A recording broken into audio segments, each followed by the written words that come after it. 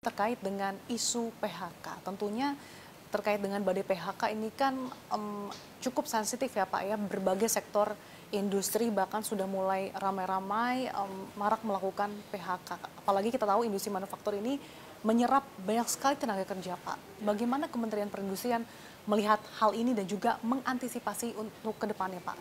Sesuatu yang harus kita pahami bersama-sama sebagai potret besar adalah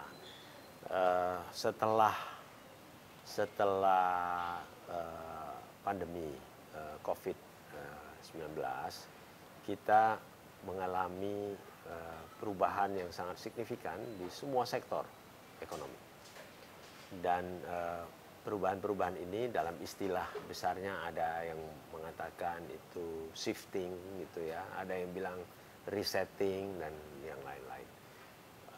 Tetapi pergeseran-pergeseran ekonomi secara besar-besaran ini sudah terjadi di seluruh dunia, termasuk logistik, kemudian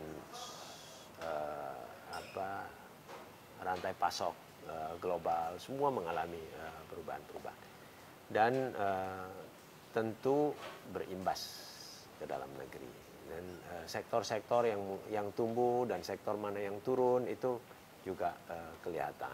Sektor mana yang stuck gitu itu sangat kelihatan. Ini tidak bisa kita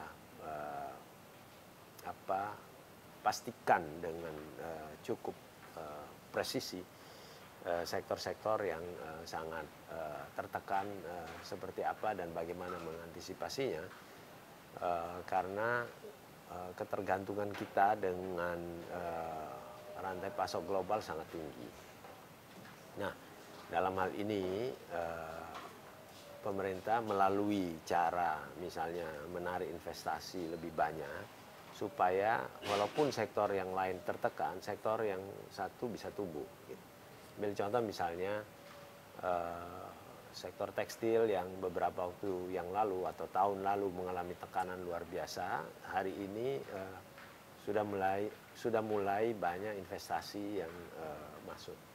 Dan sektor ini karena juga sifatnya labor intensif, sehingga penyerapan tenaga kerjanya bisa lebih besar. Nah, oleh karena itu mungkin di satu sektor sana kita mengalami PHK yang banyak, di satu sektor yang di sini juga mulai tumbuh.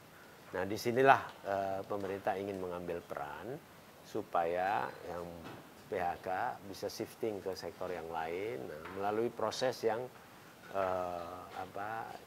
yang bisa disiapkan oleh pemerintah, pelatihan kerja ataupun peningkatan skill dan kompetensi gitu. Dan kami di Kementerian Perindustrian melalui beberapa kelembagaan yang kita miliki di Balai Diklat misalnya, atau di akademi maupun politeknik yang kita punya, mencoba menjadi katalisator. Saya kira kementerian-kementerian lain juga memiliki balai latihan kerja yang bisa membantu shifting dari yang PHK ini ke sektor yang sekarang sedang tumbuh. Gitu. Ini kita harapkan, tapi tidak mudah. Tapi ya namanya shifting ekonomi sedang berjalan, ya kita juga harus menyesuaikan. Artinya di tengah kondisi yang sangat dinamis ini, apakah sudah ada upaya dari Kementerian Perindustrian juga Pak untuk mengajak komunikasi atau duduk bersama dengan berbagai sektor ini Pak? Ya, kami relatif